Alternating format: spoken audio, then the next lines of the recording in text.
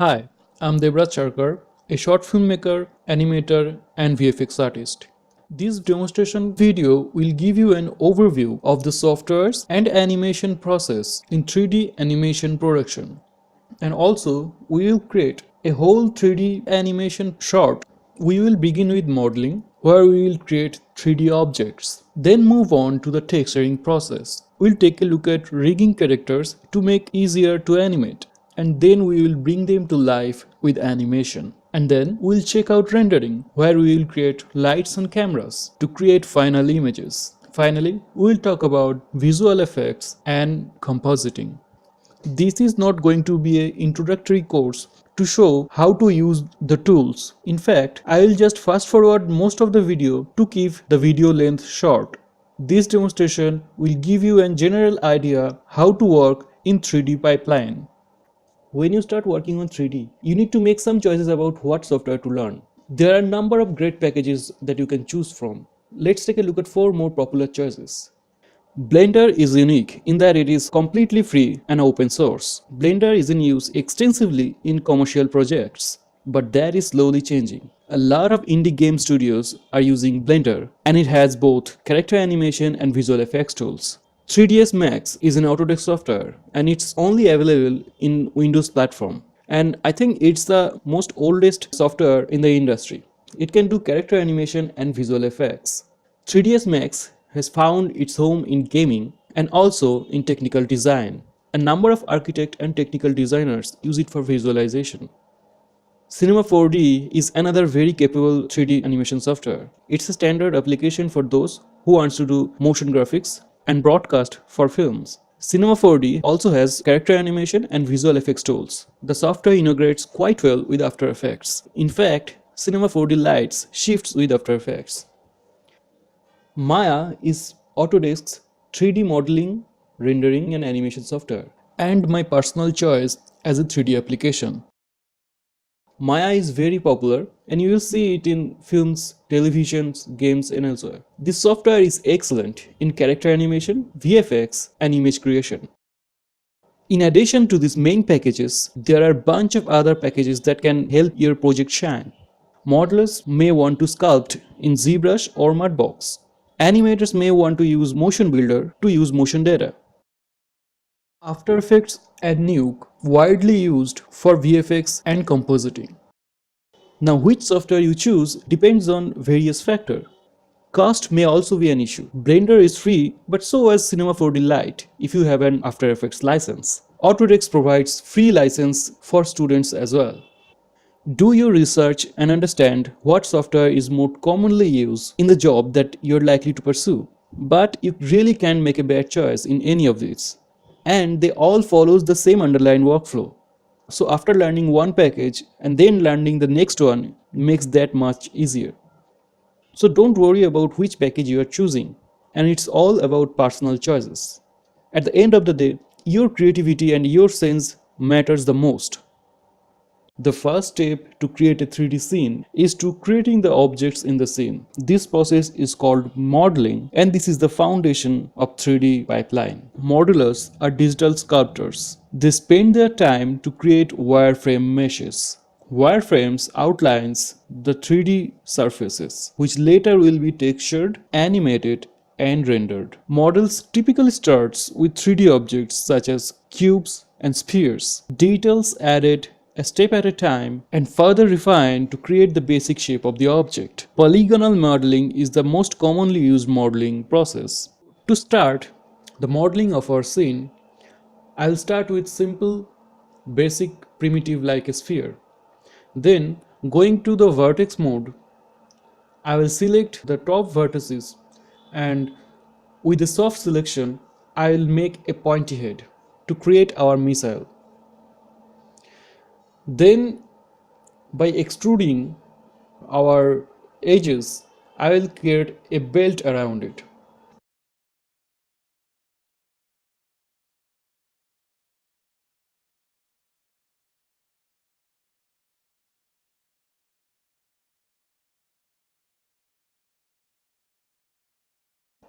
Then I'll select the faces of the bottom of our missile and then delete them. Then we'll fill the hole, and by selecting the edges, again we'll add some bevel into it.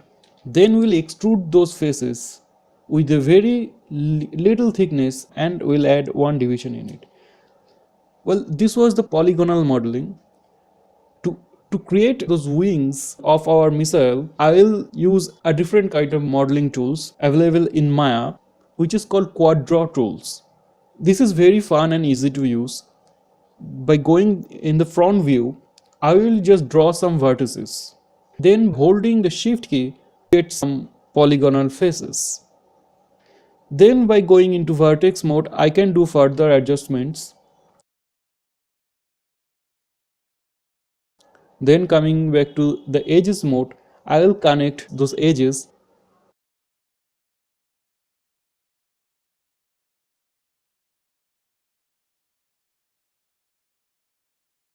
Then coming back to our perspective view, I will select all the faces and then use the extrude tool to add some thickness of the object.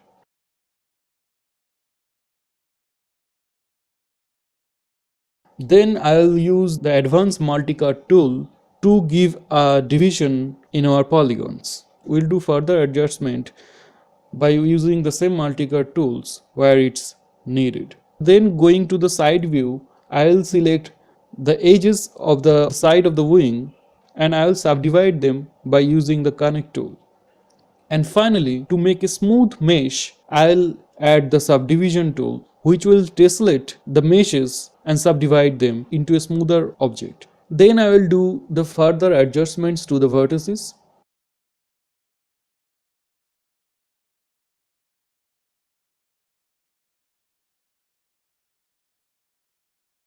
Then going back to the top view, by clicking the insert key, I will reposition the anchor point of the object in the middle of our scene. And now I will use the duplicate spatial tool, and all I'm gonna do here is to create 3 duplicates of the same object which will be offset by 90% of each other, and that will make the others 4 wings in exactly the way we want. Then to create the platform of the missile, I'll just create a cylinder and then adjust its thickness and position. Then coming back to the perspective view, I'll select all the top edges of the cylinder.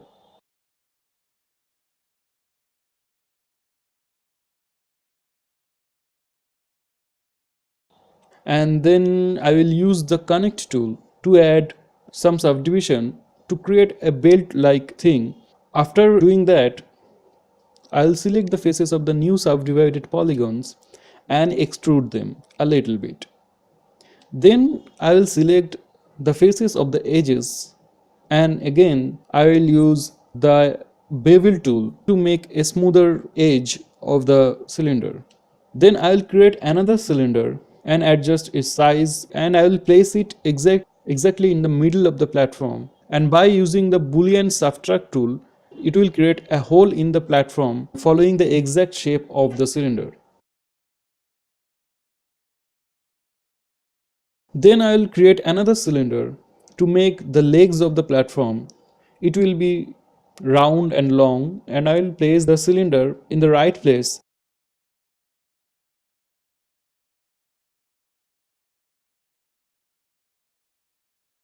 And again I will replace the anchor point of the cylinder in the middle of our scene.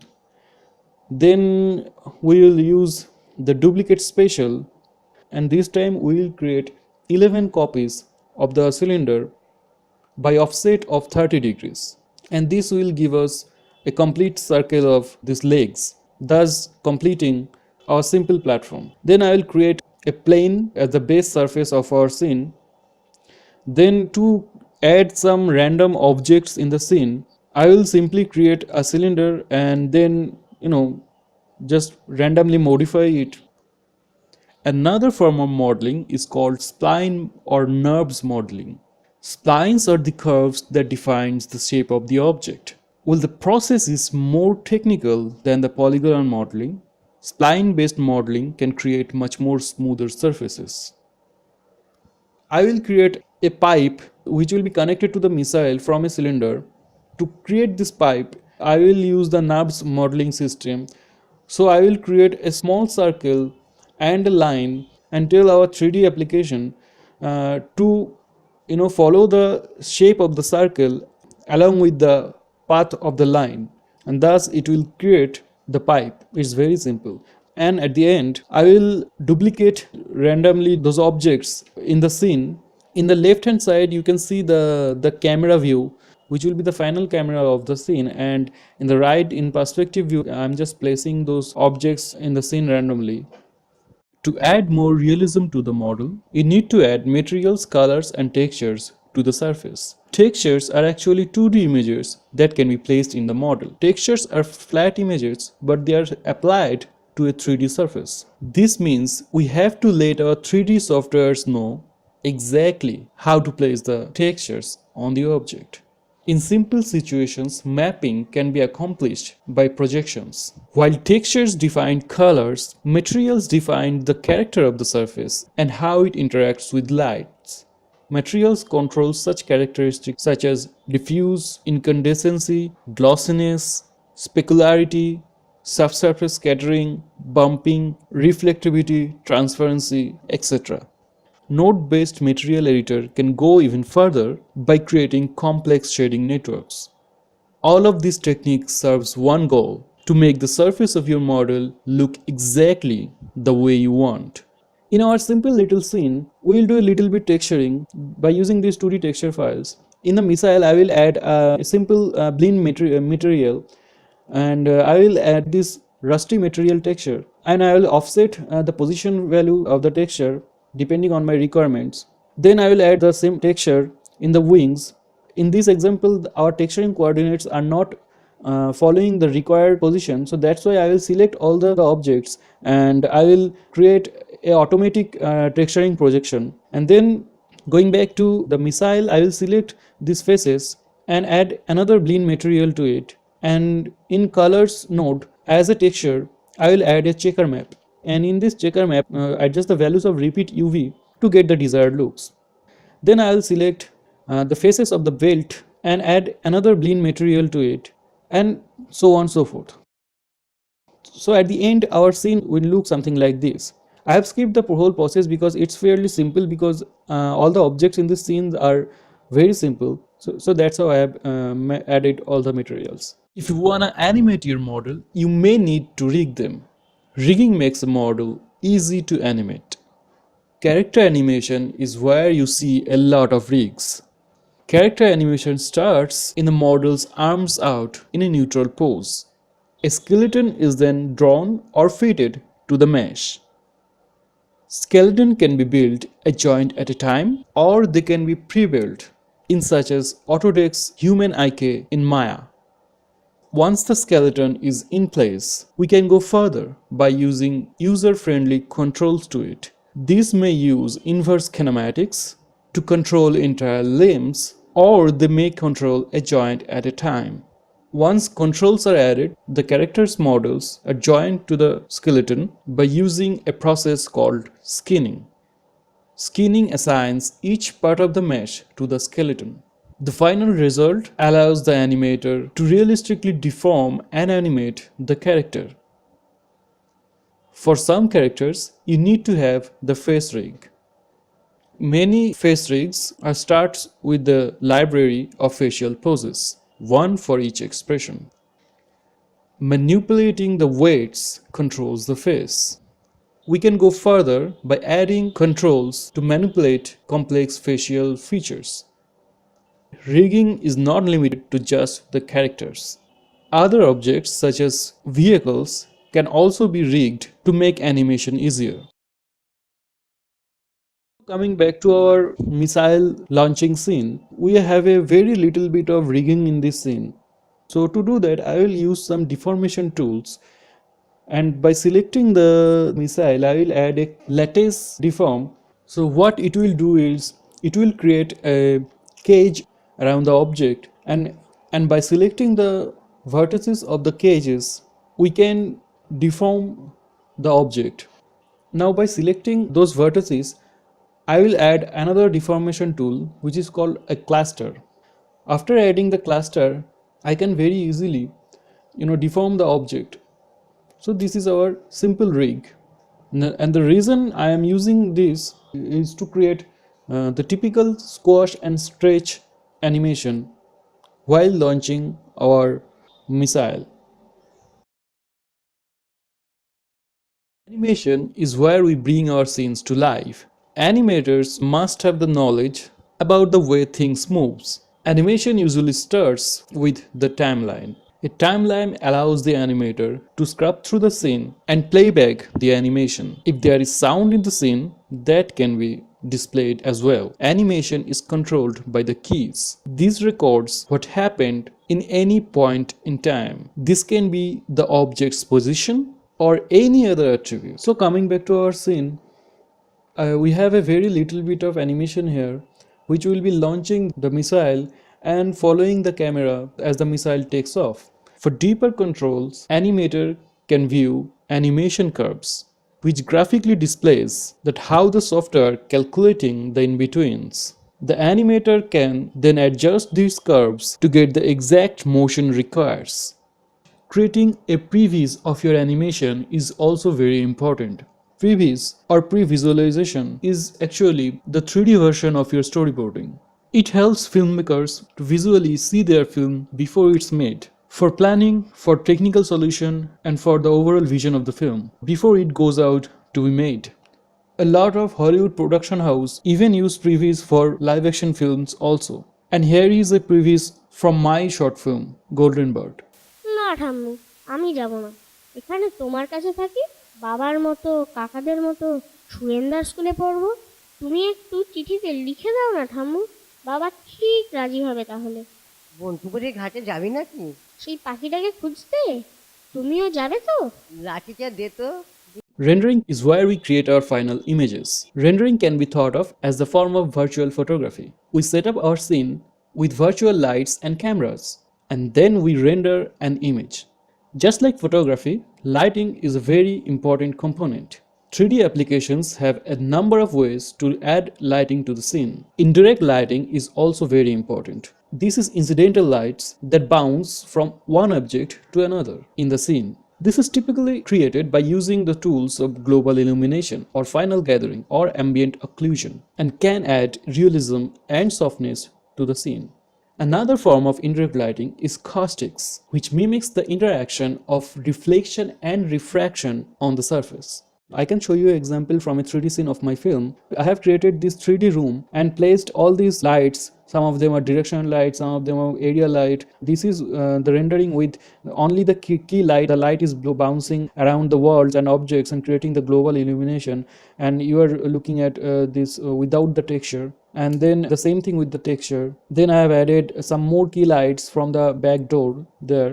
Then I have added one more area light on the top of the table and to the bookshelves and everywhere. This is just to artificially fake the environment of global illumination.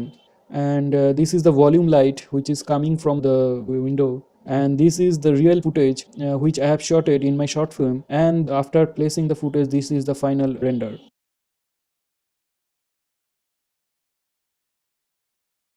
In Maya 2017 version, Maya have replaced the older Mental Ray and added the Arnold render, which is a very fast and interactive renderer. One important thing here, it's very important if you follow a reference of your scene before starting rendering and lighting. This is called the color script. You can paint your visualization, show it to the director, and you can have discuss on it, and it actually saves your time rather than doing a whole render and light setup and spending hours and hours of rendering and then find out that you didn't get the looks you wanted. So this is the color script and this is the final rendering. To keep the rendering process quicker, I'll do a simplest lighting and rendering setup here. What I have done is I have just added a directional light as the key light or the sunlight here. Then I have added two other directional light in exactly the opposite direction of our key light, as to create the illusion of global illumination. I have just used the simple Maya software rendering just to give you an idea. After rendering the whole scene, it kind of looks like this. Remember, when creating computer graphics, if it looks good, it is good. And rendering helps your images to look as good as possible. You will be needed to create different rendering passes to get much more control over different aspects of your rendering. In our scene, I will create a Z-depth pass which we can use as a fog layer in our final compositing. So to do that, I will go to the hypershade and create a ramp as a projection. Then I will select the projection and place it at the top of the scene. Then coming back to the hypershade view, what I'm going to do is I will select the ramp and I will replace it in the incandescence node of the new material I have created for this render pass. So it will kind of look like this. Now by changing the positions of the ramp, I can define where to start and end the value of black and white. And this is how the render actually looks like. Then I will create a almost similar render pass, which will be the focus render pass. And in this case, the white color will be the position where the focus of the camera should be, and the blacks are going to be out of focus portions. Then I will create a sphere around our scene and I will add a texture of sky. This is going to work as a sky dome, and after adjusting the placement of this texture, I will create another render pass of sky. This is the three rendering looks like. The first one was the focus, then the Z depth or the fog, and then comes the sky. That's it.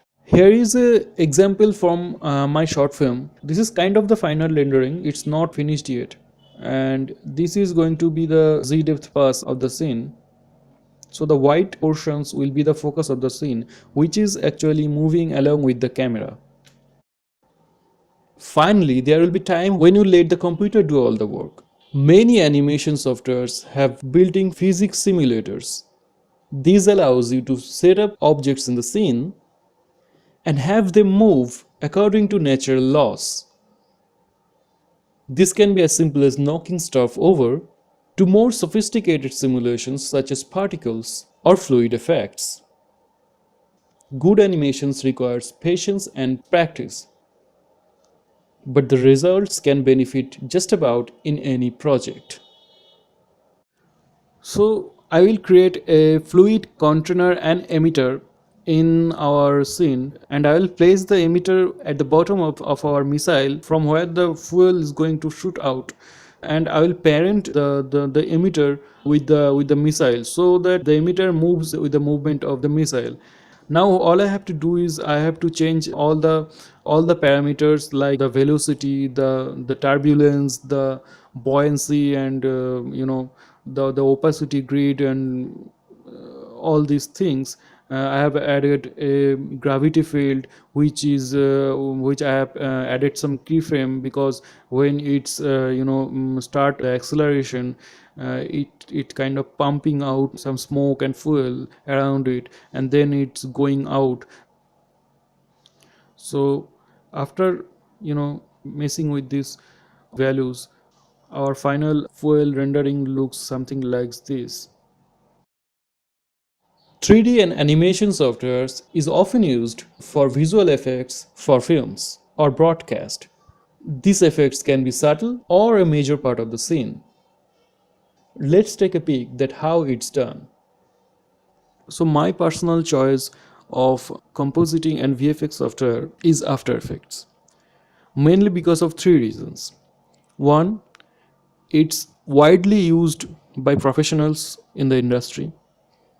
Secondly, you have tons of free tutorials available on the online, so it's very easy to learn. And the third reason, there is a wide variety of plugins available that works with this software, which is just simply awesome. Some of them you have to buy, like Element 3D. By using this plugin, you can bring your 3D objects directly into After Effects. You can animate them, you can do very realistic rendering. This plugin is widely used for motion graphics and also VFX for films. There is a lot of plugins for After Effects. It's impossible to pick one or two, and this is a free plugin called Dwick. By using this plugin, you can animate your characters like any other 2D animation applications. You can rig your characters and you can animate them all inside of After Effects. This is a VFX scene of my film which I'm currently working on. After modeling, all the animations and the rendering and everything is done inside of After Effects by using Element 3D. Yeah, can you believe that? So coming to After Effects, I have placed these three layers. In the bottom, the sky layer, then the diffuse layer, which is the color render, and the Z depth layer. I have changed the blending mode of the diffuse layer as screen to normal. You can see the difference with the fog layer or the Z depth layer and without it. Then I will adjust the opacity of the fog, and then I will add a level to match the color with the scene. Then I will add another level in our diffuse layer. Then I will again adjust the color tones. So there is some anti-aliasing issue going on in the render process. That's why there is a black line in between the edge of the diffuse layer and the sky. So that's why I will add a simple matte choker to choke out those black edges. Then to make a camera blur, I will bring the focus layer in a new composition, and I will add a white solid behind the focus layer because I want the sky to be in focus. Then I will do the same matte choking with this focus layer too to get rid with the black line and at the edge. Then coming back to our main composition, I will add the camera lens blur effect, and for the blur map I will select the focus layer which I have created, and by doing that you can see the difference. Only the area of the missile is in the focus and the background and the foreground is in blur. Then I will adjust the blur value of the sky layer. Then I will bring our fluid simulation and place it by changing the blending mode to screen. And after that I will again adjust the color tone to match with the scene. You have seen as the missile takes off, the fluid simulation was not that good while we are doing in the 3D application. I have didn't spend too much time there because I needed to show that we can do it also in the compositing software by using this plugin which is very popular, which is called Trapcode Particular, and I am going to use one of the presets which will go very fine with the trail of the missile, and I will just adjust the values that required.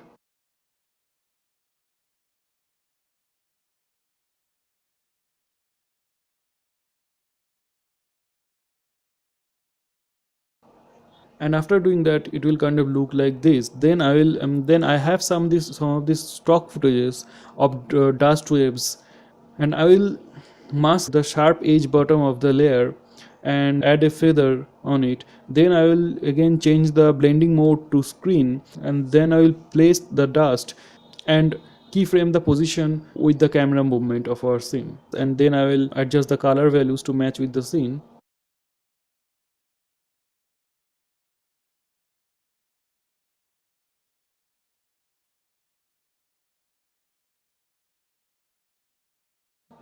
Then I will add another muzzle flash type of footage, just simply the same way. This kind of things add some extra realism to the scene. Then after doing that I will make a final composition with all the layers, and then I will add a camera wiggling effect to kind of give the impression of the shakiness of hand holding camera movement.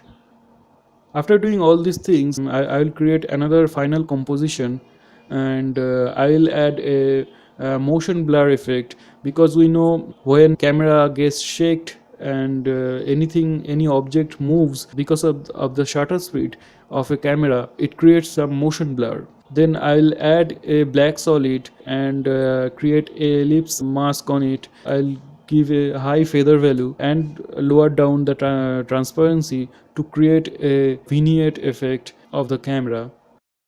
Then I'll add another adjustment layer and add a photo filter to I'm not going to do so much of color grading into this footage, so I am adding just a photo filter to give different kind of feel of the looks of this shot.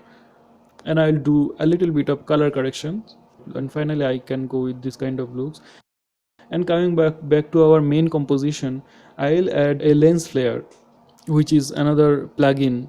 In this plugin we have a wide variety of lens flare,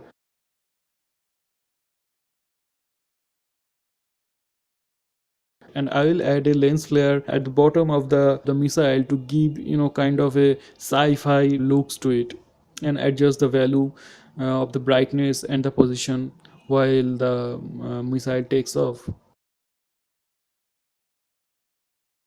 And after doing that, I will create another lens flare to add a sun into the sky as it's a daytime.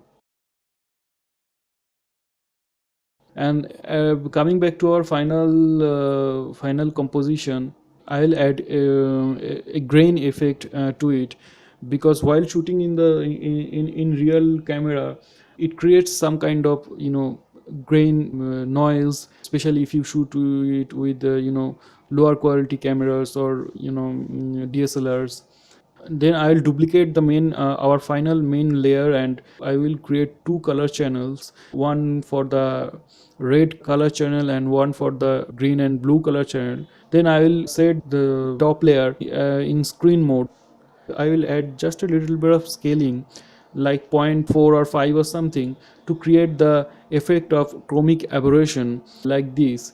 If you look at some photographs or footages captured in wide lens, you will see that this kind of chromic aberration of magenta or cyan colors happens. After finishing the compositing, I will make a low quality render and bring it to Adobe Audition, which is a very good audio editing software. Here I will add some sounds that I liked, and I will add some equalizer effect, add some keyframes and change the placement of the sounds to get the sound I am looking for to create the environment. Once I have finished with the sound, then I will export it, and then I will bring it in After Effects and I will add the sound with the footage, and then I will render it by using Adobe Media Encoder, because After Effects does not support H.264 codec anymore, and Media Encoder is very fast and gives us very good quality rendering. 7, 6, 5, 7, 6, 5. Hopefully this demonstration have given you a good outline of the processes used in 3D and animation. I really love creating in this medium, and I hope that you will also continue to pursue this exciting field. Thank you.